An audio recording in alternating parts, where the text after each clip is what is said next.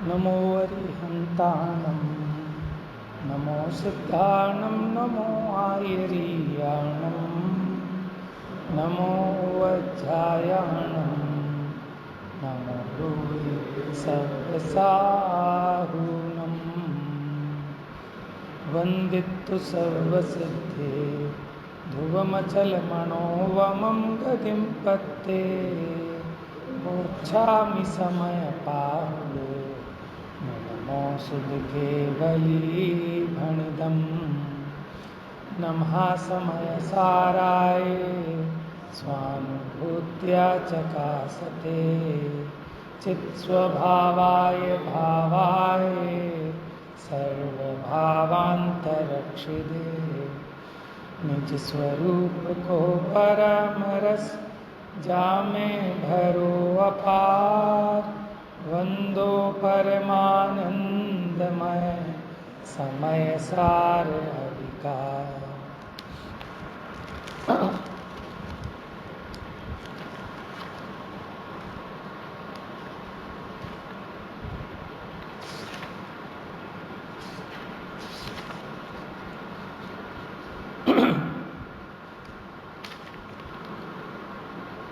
यहाँ अपना जो प्रकरण चल रहा है ये 87 नंबर की गाथा से प्रारंभ हुआ था।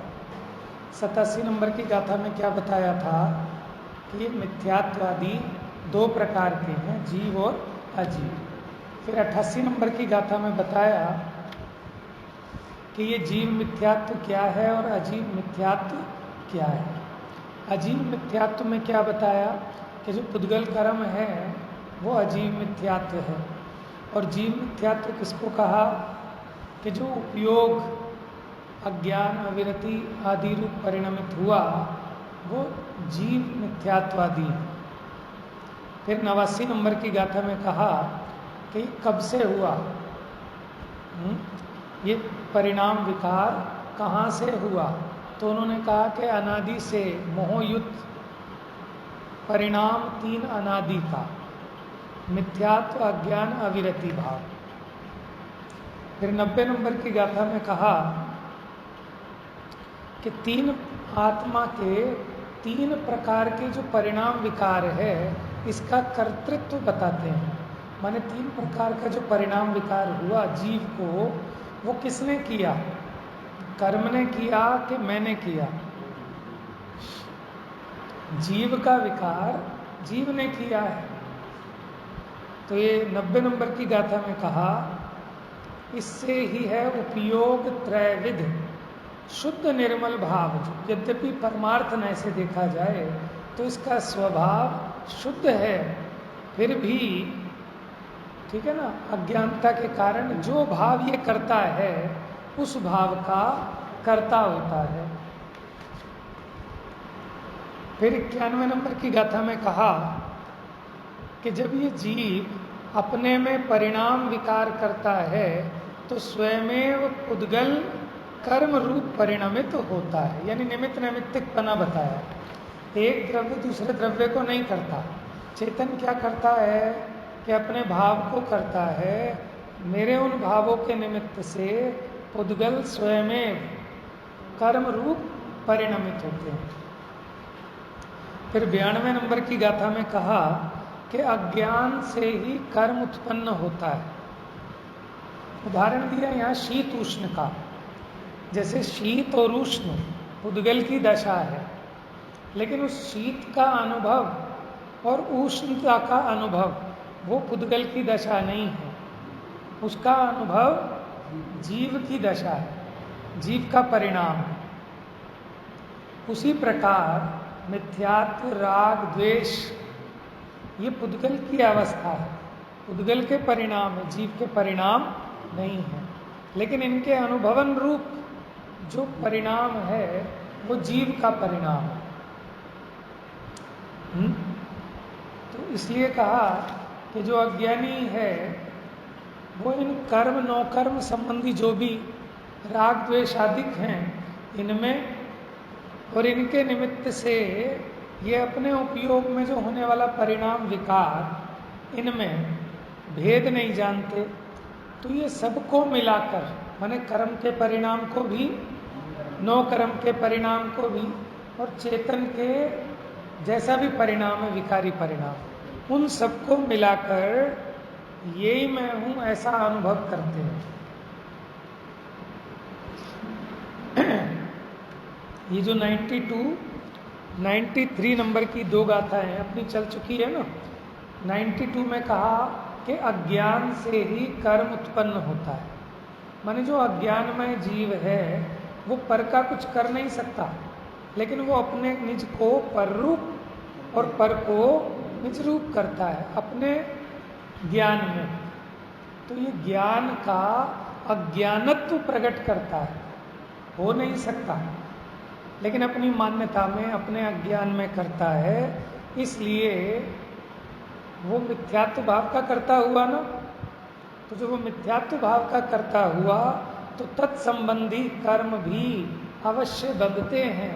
इसलिए अज्ञानी कर्मों का कर्ता होता है, और ज्ञानी को भेद विज्ञान होने से कि मेरा परिणाम कौन सा है और पुद्गल का परिणाम कौन सा है, उसमें भेद विज्ञान होने से पर के परिणाम को अपने रूप और अपने परिणाम को पर रूप नहीं करता। इसलिए उसके मिथ्यात्व संबंधी कर्म भी नहीं बंधेगा। देखो, बंध के कारण 5 गिनाए: मिथ्यात्व, अविरति, प्रमाद, कषाय, योग, बंध हेतु। ये बंध के कारण है 5।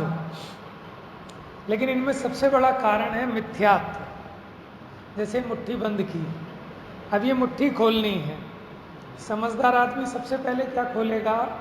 ये अगर अंगूठा खुल गया तो फिर अभी खुले नहीं सारे, लेकिन अब खुल जाएंगे पुरुषार्थ करने पर। लेकिन अगर ये अंगूठे से ही लॉक है तो आप कुछ नहीं खोल सकते। समझ में आया? ऐसे ही सबसे पहला मिथ्यात्व, जब तक मिथ्यात्व नहीं जाएगा अविरति, प्रमाद, कषाय, योग जा ही नहीं सकते। समझ में आया? तो जब मिथ्यात्व गया तो आपने कहा ना अब तो खुल ही गया, अभी हालांकि खुला नहीं, एक लोक खुला है, अभी चारों लोक बंद हैं, लेकिन आपने क्या कहा कि खुल गया, क्योंकि सारा खेल तो मिथ्या बुद्धि का था, अज्ञानता का था। वो मिथ्या बुद्धि मिट गई, पूरा मार्ग समझ में आ गया, चाबी भी समझ में आ गई, बस तो लगाना और खोलना है। तो जब चाबी मिल गई तो कहते हैं खुल गया ताला, खुल गया। समझ में आया? सम्यक्त्व का मतलब है कि आपको मोक्ष मार्ग की चाबी मिल गई, इसका नाम है सम्यक दर्शन। और मिथ्यात्व में क्या हो रहा था कि चाबी नहीं समझ में आ रही थी आपको, आप गलत चाबी लगा रहे थे। अब आपको सही चाबी मिल गई तो हमने कहा भैया अब तो ताला खुल गया, टेंशन खत्म। समझ में आया? इसीलिए आचार्य कहते हैं कि सम्यक तो हो गया, मानो अब तो सब कुछ हो गया। तो आचार्य देव यहाँ कह रहे हैं कि अज्ञानमय आत्मा कर्मों को बांधता है और ज्ञानमय आत्मा कर्मों को नहीं बांधता। तो वहाँ अपेक्षा से लगाना है। अगर उसके मिथ्यात्व चला गया तो मिथ्यात्व संबंधी जितना कर्म बंधता था अब वो नहीं बंधेगा।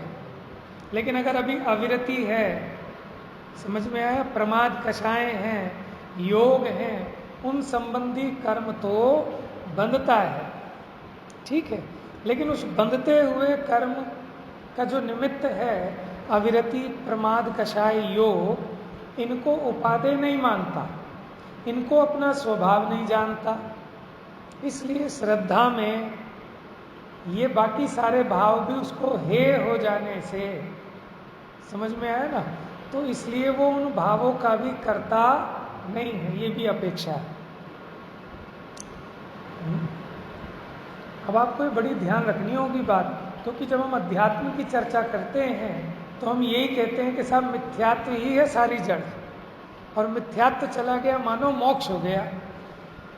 तो ये तो हम आपको बल देने के लिए और उसकी विशेषता बताने के लिए ऐसा कह रहे हैं, लेकिन मिथ्यात्व चला गया तब तो चौथे गुण स्थान हुआ, मोक्ष हो जाना चाहिए था। फिर बीच के जो कितने गुण स्थान रह गए, 14 होते ना, 10 गुण स्थान तो बेकार हो गए। फिर चौथे में ही मोक्ष हो जाना चाहिए, अगर हमें लगता है कि सम्यक दर्शन होने पर सब कुछ हो गया। सम्यक दर्शन होने पर तो काम चालू हुआ है, माने शिलान्यास हुआ है।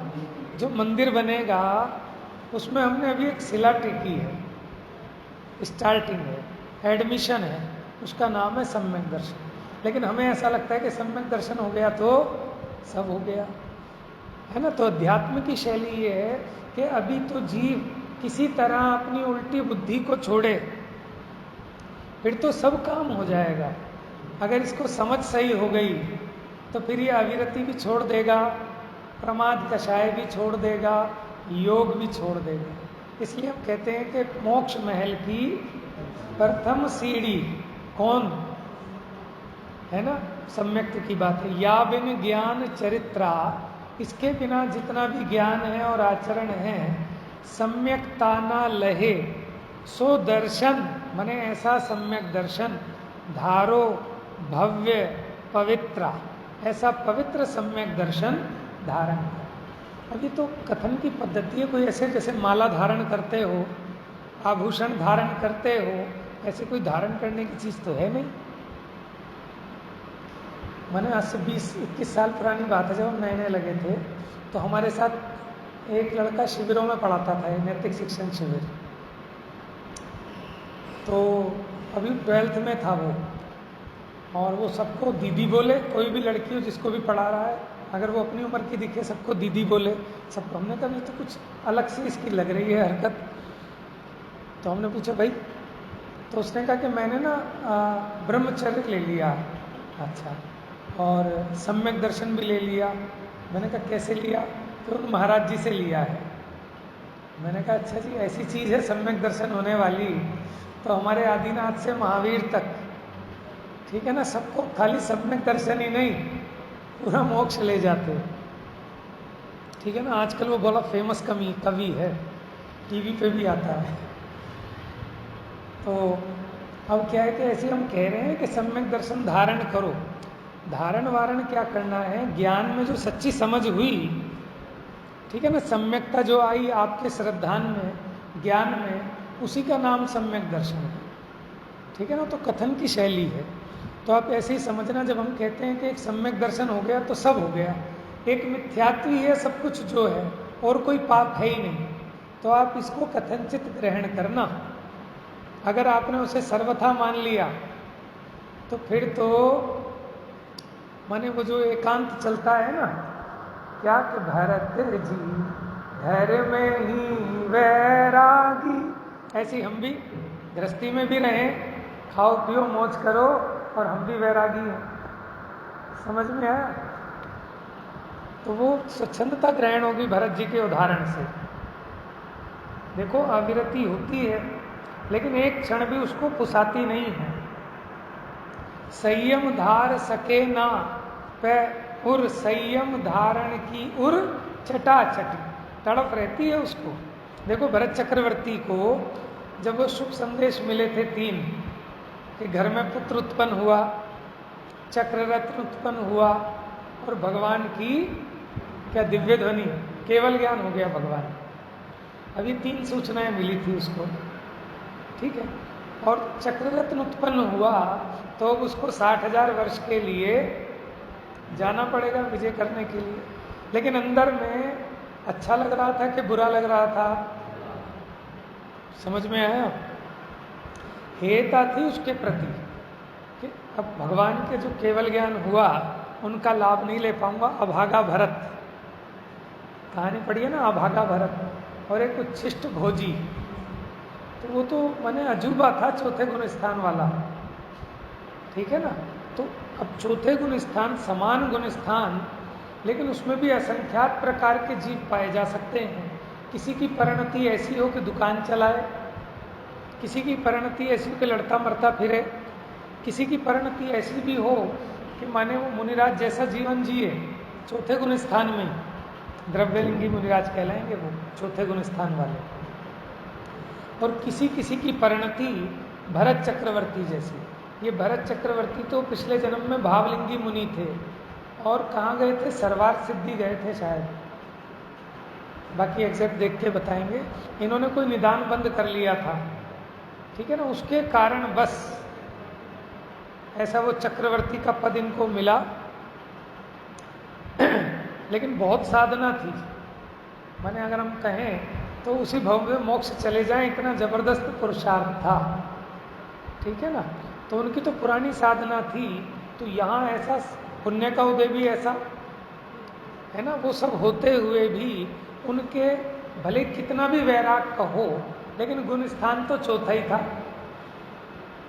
चौथे गुण स्थान में जितना हो सकता है उतना ही था। अब हम क्या सोचते हैं कि गुण स्थान तो चौथा था और वीतरागता ऐसी थी कि सातवें गुण स्थान जैसी, तो ऐसा नहीं हो सकता। ठीक है ना, यद्यपि चौथे गुण स्थान में अनेक प्रकार के जीव पाए जाएंगे, वो तो मोटा डिवीजन है। तो सावधानी क्या रखनी, जिनवाणी के कथन किसी एक कथन की मुख्यता से किए जाते, किसी प्रयोजन की मुख्यता से, तो उतनी ही लिमिट में उसको उसी प्रकार ग्रहण करेंगे, तब तो हमें सही आशय समझ में आएगा। और अगर हम सर्वथा ग्रहण कर लेंगे तो गड़बड़ हो जाएगी, है ना।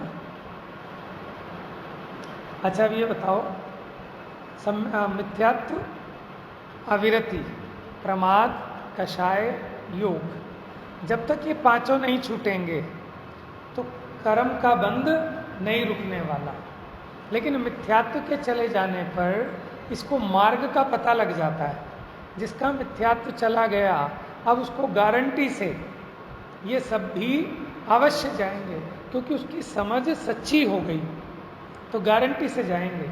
इसलिए हमने कहा भाई साहब बहुत बड़ा काम हो गया, माने लड़की का रिश्ता पक्का हो गया तो ही लगता है कि बहुत बड़ा काम निमट गया, क्योंकि यही काम मुश्किल था कि कहाँ कौन मिलेगा, इसके लायक कैसा है, क्या होगा, उसी की टेंशन में 5 साल निकल गए और अब पक्का हो गया। तो क्या कहते हैं साहब, काम अब तो निमट गया। निमट गया कि चालू हो गया, अब हलवाई बुक करना है, ठीक है ना, कपड़े लाने हैं, दहेज का सामान इकट्ठा करना है, बैंक्वेट हॉल बुक करना, कार्ड छपाने, काम चालू हुआ कि निमट गया।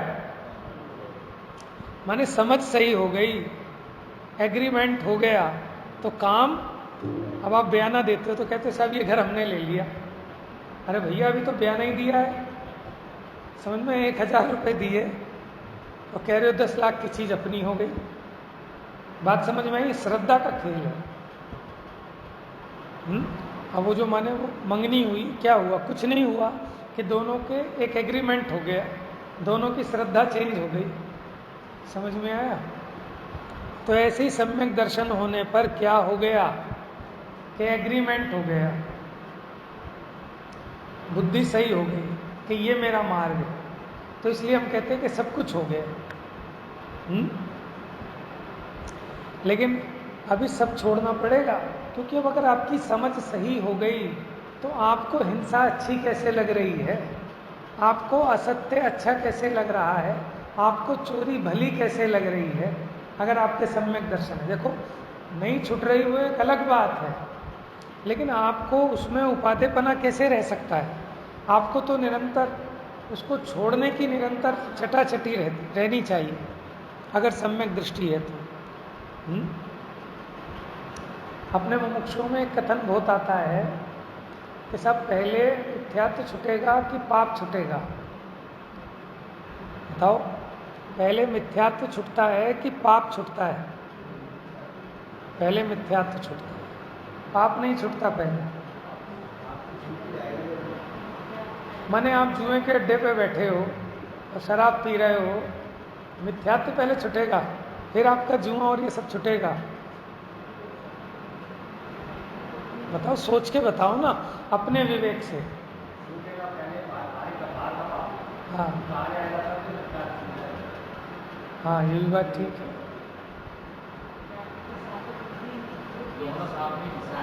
आप देखो, ये देखो कि सम्यक दर्शन के पहले 5 लब्धियां होती हैं। सुना है ना नाम, कोई बताएगा?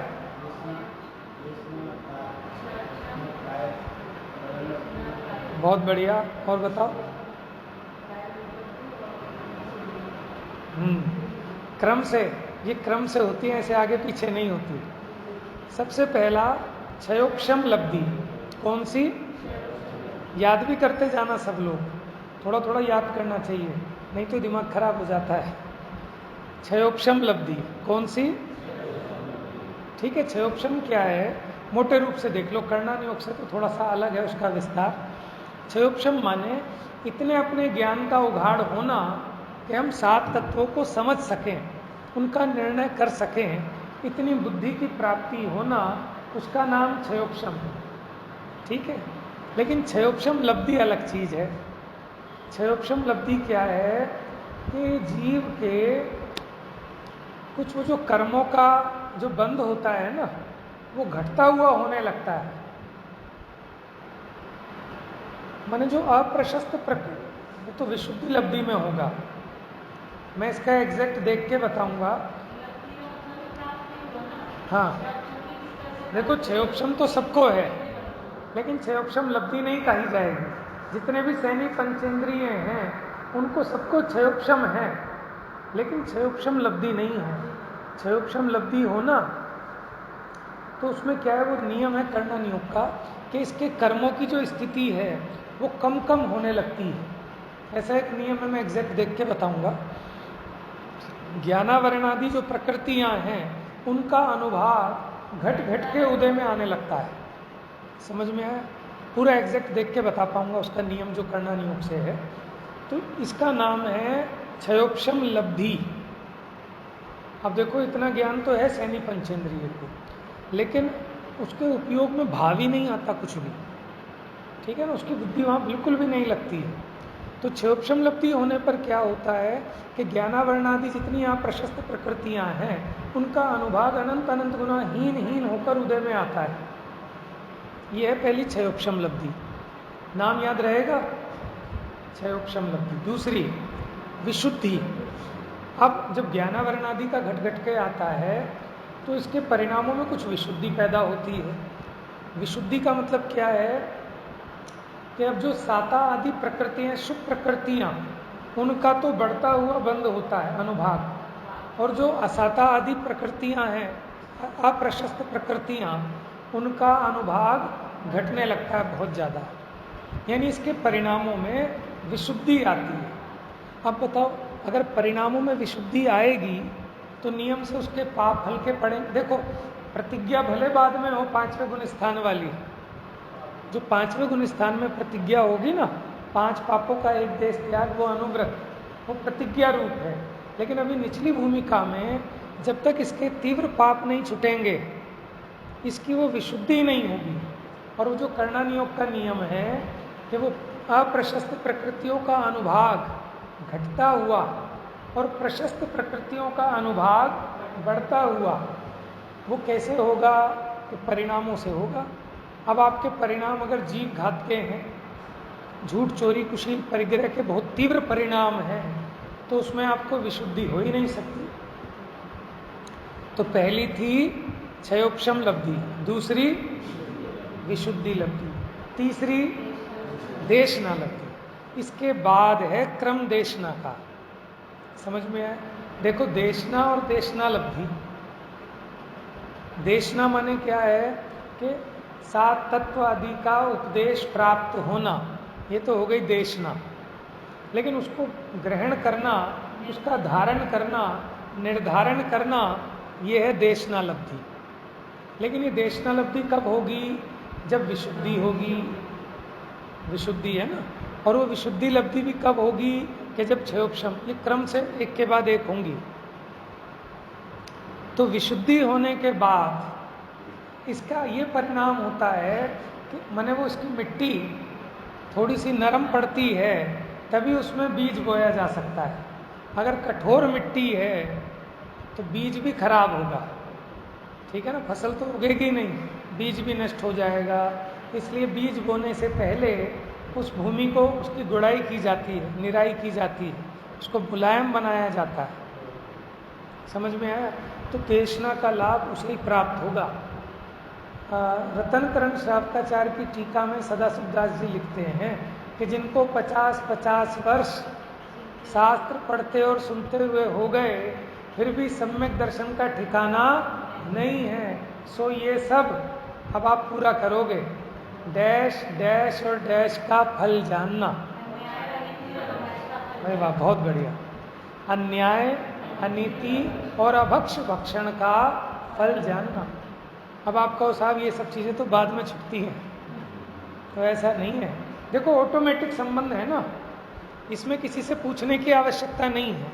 जब आपके परिणाम कोमल होंगे आप अन्याय कर ही नहीं सकते, आप किसी का पैसा नहीं मार सकते। आप कहोगे चाहे मैं भूखा रह लूँगा, लेकिन भैया किसी का पैसा नहीं मारूंगा। समझ में आया ना? आप रिक्शे में बैठ के आ गए, 10 रुपये में तय हुए थे और यहाँ के कहो 5 रुपये में बात हुई थी। अगर अब आपके ऐसे परिणाम हैं, अब बेचारा तो गरीब आदमी, आप सेठ जी हो, मान भी जाएगा चलो साहब मैं ही झूठा हूँ, आप ही सच्चे हो ठीक है। अब आप आके बैठ गए स्वाध्याय में, तो अब आपको देशना की लब्धि होगी। क्यों? क्योंकि अंदर में तो आर्त और रौद्र ध्यान चल रहा है। आज मैंने 5 रुपये बचा लिए अपनी चतुराई से। अरे वो पाप तो 2 मिनट का किया, लेकिन अब जिंदगी भर उसका रौद्र ध्यान कि देखो कैसा बेवकूफ़ बनाया। समझ में आया? हमने 100 का नोट दिया कि भाई हमें सामान दे दो, कितने का है कि 50 का है। उसने 450 वापस दे दिए और उन्होंने कन्फर्मेशन के लिए पूछा 500 का ही दिया था ना? कि हाँ जी 500 का ही दिया था। ठीक है, वहाँ पाप किया इसने, 100 का दिया था और कहता है कि 500 का ही दिया था। अब 450 आ गए, ठीक है, तो जो पाप किया सो किया, लेकिन अब जिंदगी भर उसको याद कर करके रौद्र ध्यान करता है। समझ में आया कैसा उसका पागल बनाया? मजे आ गए। और 450 में कुछ नहीं बढ़ना है इसका, लेकिन उसका पाप इतना बढ़ाएगा। इसका नाम है रौद्र ध्यान। और देखो एक होता है पाप, एक होता है व्यसन। दोनों में क्या अंतर है? देखो पाप तो हो जाता है और व्यसन उसको किए बिना चैन नहीं पड़ती, माने उसकी लत लग जाना। अब जिसको एक बार ऐसा करने में मजा आ गया ना कि 50 की जगह 450 वापस ले लिए, अब उसकी हमेशा इंटेंशन धीरे धीरे उसको ऐसी लत लग जाएगी कि उसको उसके बिना चैन नहीं पड़ेगी। जैसे लोग कहते हैं चोर चोरी से जाए हेरा फेरी से ना जाए। माने कोई चोर था, अब वो छोड़ छाड़ के साधुओं के संग में आ गया। अब आ तो गया, लेकिन उसको फेर फार करने की बड़ी बुरी आदत। अब सुबह जब सब देखें इसकी पीछे वहाँ, उसका कमंडल वहाँ, उसकी पीछे यहाँ। अब फिर ये परेशानी कि कैसे हो जाती है। तो खोजबीन चालू हुई, जासूस लगाए, तब पता चला ये है।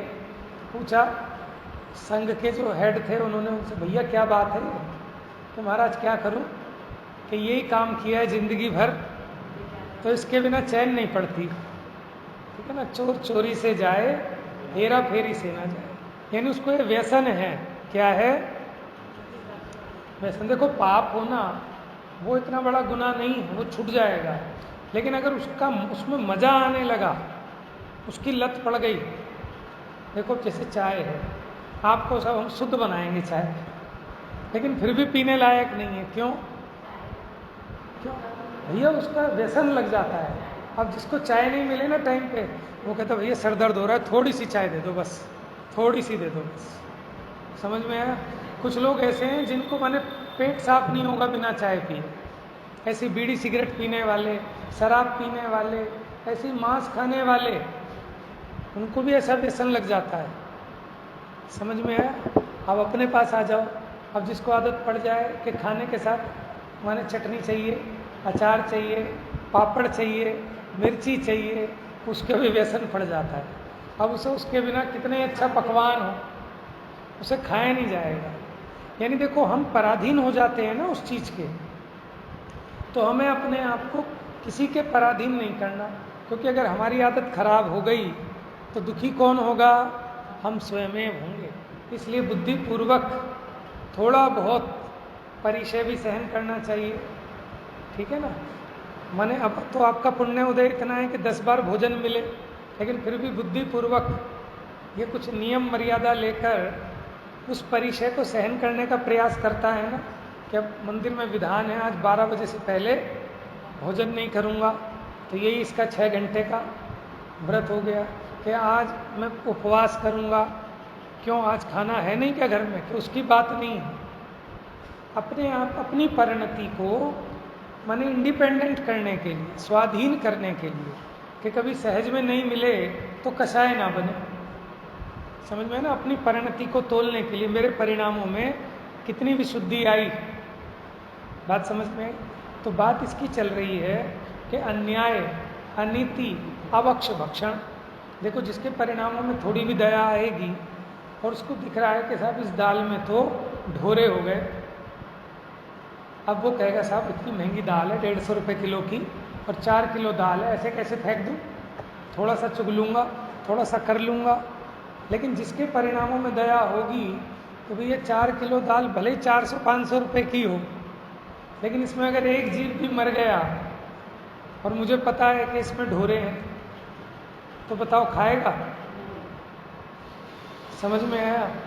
और इतना पता होने के बाद भी अगर वो खा रहा है, ठीक है, तो अब बताओ कैसी कैसी दया है परिणाम में। अब इसलिए तो जिनवाणी समझ में नहीं आ रही, बात तो कड़वी है। लेकिन देखो, सदाशिव दास जी ने, और उस ग्रंथ में एक जगह नहीं, ये बात 2 या 3 जगह लिखी है अलग अलग अधिकारों में, कि जिन्हें 50-50 वर्ष शास्त्र सुनते और पढ़ते हो गए, फिर भी सम्यक दर्शन का ठिकाना नहीं है, सो ये सब अन्याय, अनीति और अभक्ष भक्षण का फल जाने। समझ में आया? माने अगर कुछ कर भी रहे हैं तो वो कमी कमी तो दिखे, वो कमी कमी दिखे तो वो छूट जाएगी। और कमी को हम पोषण करने लगे, कैसे पोषण करने लगे? अरे ये मैं अभी छोड़ दूंगा तो फिर 5वें में क्या छोड़ूंगा जाकर, माने ये कोर्स मेरे से यहीं करा लोगे तुम पहले गुण स्थान में ही, तो 5वें गुण स्थान में जाके क्या करूंगा? कि भैया 5वें में उसकी गहराई बढ़ जाती है, 5वें में कृतकारिता अनुमोदना से भी त्याग होने लगता है, 9 कोटि से त्याग होता है, 5वें में पूरा नियम रूप होता है। जैसे रात्रि भोजन त्याग कब होगा? 5वें गुण स्थान में होगा ना।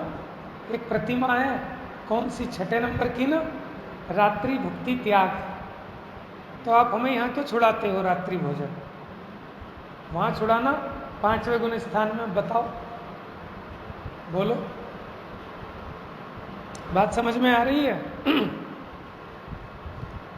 तो रात्रि भोजन सम्यक दर्शन के पहले छूटेगा कि बाद में छूटेगा? देखो, हमें अपना कल्याण करना है, ठीक है ना, हमें कोई किसी का पक्ष नहीं रखना। हमें ये नहीं सोचना कि हम मुमुक्षु हैं कि हम गैर मुमुक्षु हैं, हम समय सार वाले हैं कि हम श्रावकाचार वाले हैं। भैया, जिस दवाई को खा के मेरा रोग मिटे, हम उसमें ये भी परहेज नहीं करते डॉक्टर मुसलमान है कि ईसाई है कि भंगी है कि कौन है, हमें तो इलाज से मतलब है कि नहीं। लेकिन विवेक तो अपने आप करते, निर्णय तो अपने आप करते हैं ना, किससे ऑपरेशन कराना है और किससे नहीं कराना।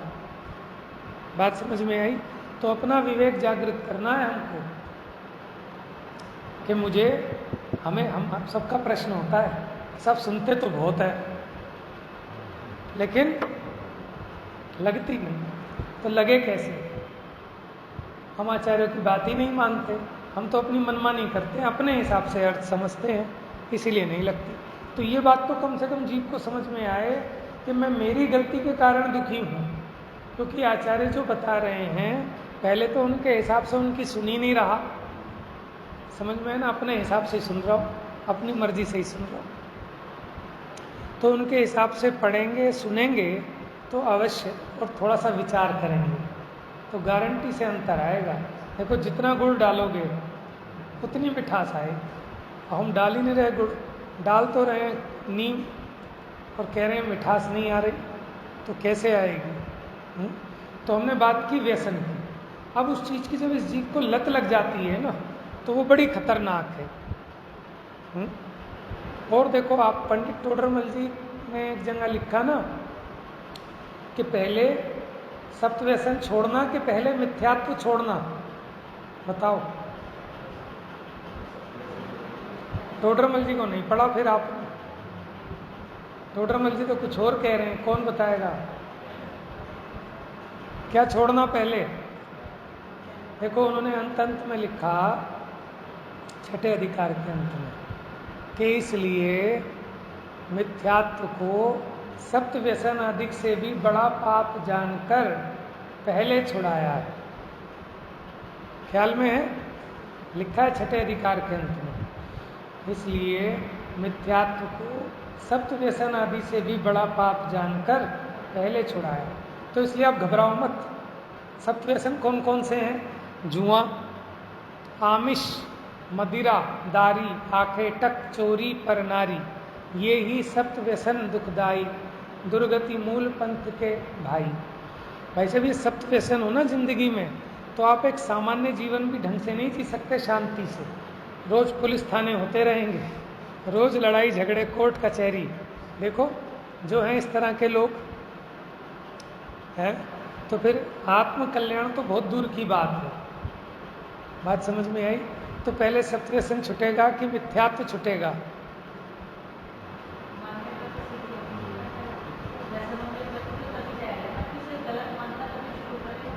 देखो बहुत बढ़िया बात बताई है।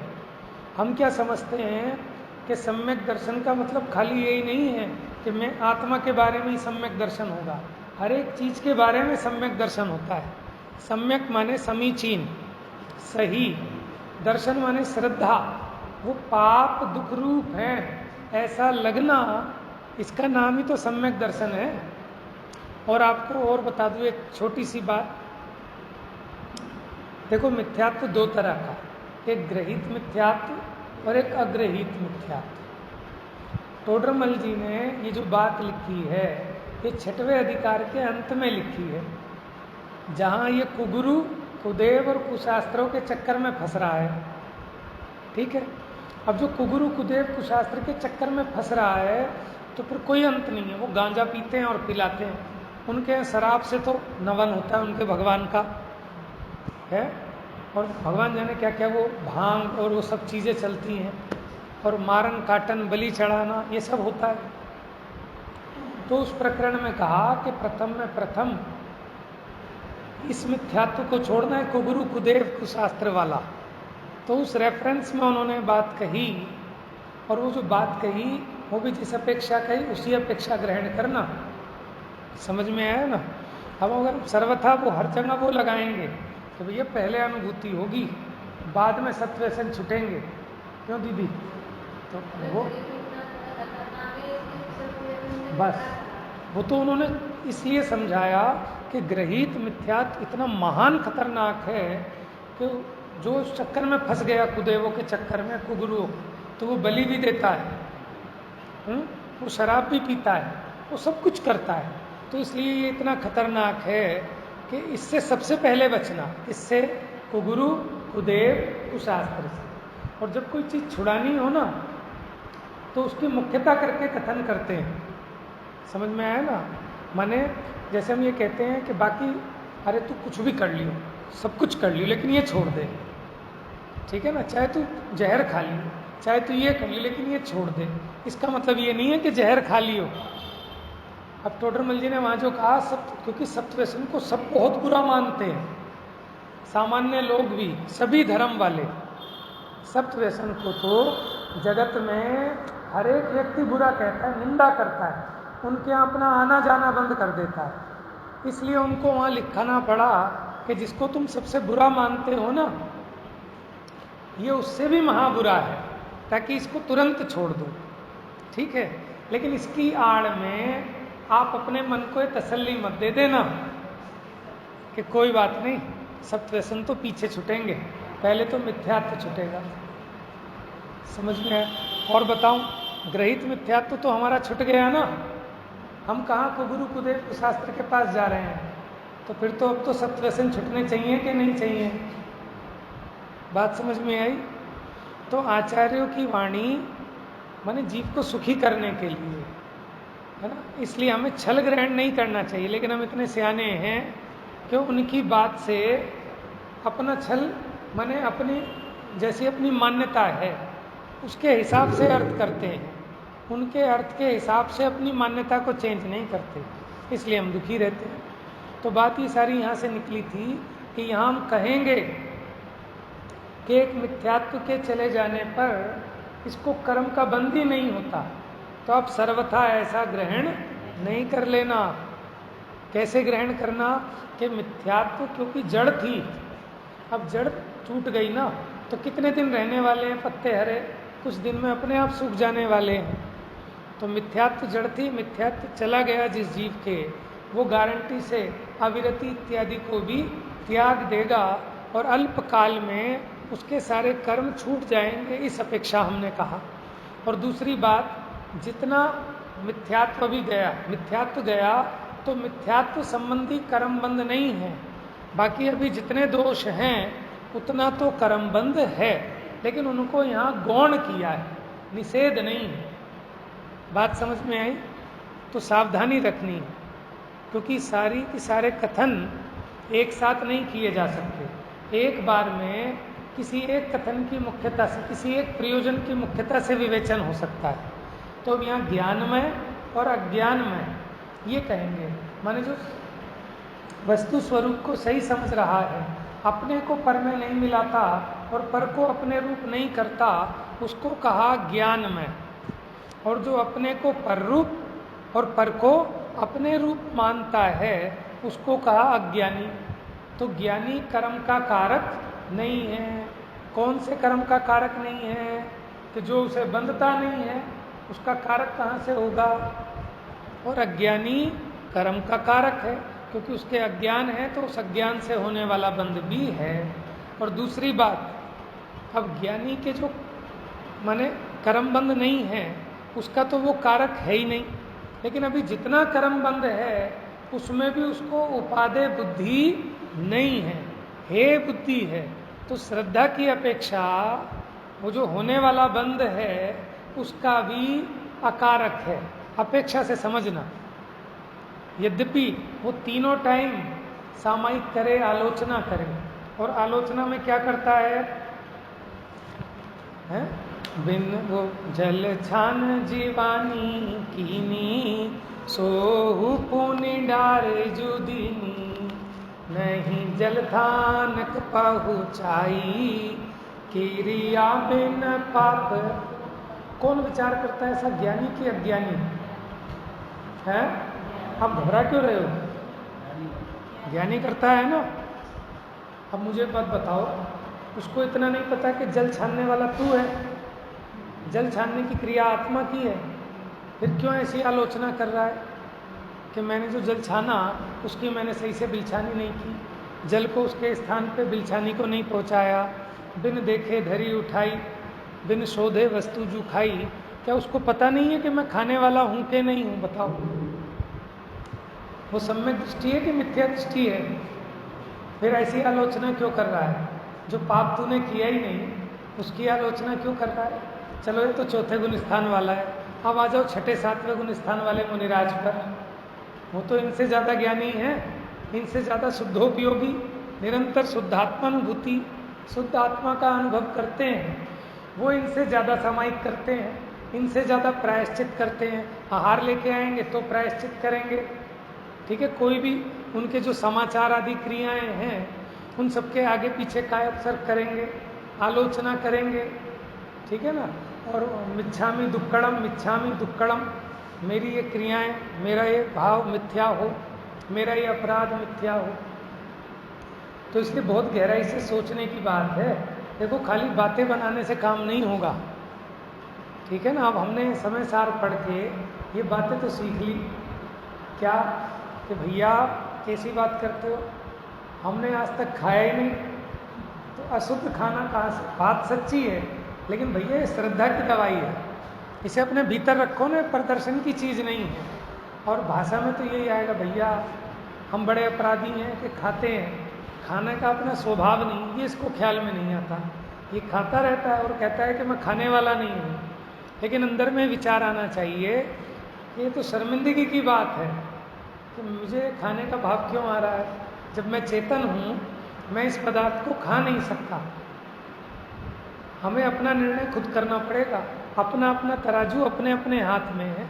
आप मुझे नहीं तोल सकते, मैं आपको नहीं तोल सकता, स्वयं स्वयं को तोल सकते हैं कि मैं अपने अंदर अपनी कसाय का पोषण कर रहा हूँ, अपने विषयों का पोषण कर रहा हूँ, या अपने मोक्ष मार्ग को प्रशस्त कर रहा हूँ। ईमानदारी से सोचेंगे तो हमारे ख्याल में आएगा।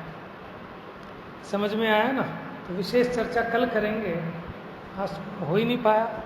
वो उतना ये समझ लेना, क्योंकि चर्चा इसमें बड़ी 92 और 93 नंबर की गाथा मुझे बड़ी कठिन लग रही है, क्योंकि इसमें अपेक्षाएं बहुत हैं। इसमें ये भी कह रहे हैं कि राग द्वेष पुद्गल के हैं, और जैसे राग द्वेष मोह पे लगा के बताया, ऐसे ही 16 गाथाएं और बनाना। किस किस पर लगाकर? मन वचन काय पर, पांचों इंद्रियों पर। तो मन वचन काय भी पौद्गलिक, पांचों इंद्रियां भी पौद्गलिक, और ये मोह राग द्वेष भी पौद्गलिक। तो ये पुद्गल वाले मोह राग द्वेष को कह रहे हैं कि पुद्गल से अभिन्न है और मेरे से भिन्न है। ठीक है ना? बात थोड़ी खतरनाक है, आप लोग भी उआपो करना, नहीं समझ में आए तो पूछना, लेकिन संशय नहीं रहना चाहिए। संशय रहेगा तो कुछ भी लाभ होने वाला। तो निशंक होकर, नहीं समझ में हम और 10 दिन लगाएंगे, हम भी पढ़ेंगे आपके बहाने, आप भी पढ़ना, और उसे पूछेंगे जो बड़े हैं, ज्ञानी हैं। ठीक है ना? तो थोड़ा सा आप भी पढ़ के आना। 93 और 92 से थोड़ा सा प्रसंग चेंज हुआ है कि अज्ञान के कारण कर्म उत्पन्न होता है और ज्ञान से कर्म उत्पन्न नहीं होता। फिर वो कौन सा ज्ञान है जिससे कर्म उत्पन्न होता है, वो कौन सा ज्ञान है जिससे कर्म उत्पन्न नहीं होता। तो 92, 93 ये 2 गाथाएं आप पढ़ के आए तो और थोड़ा समझ में आएगा। मिथ्यात्म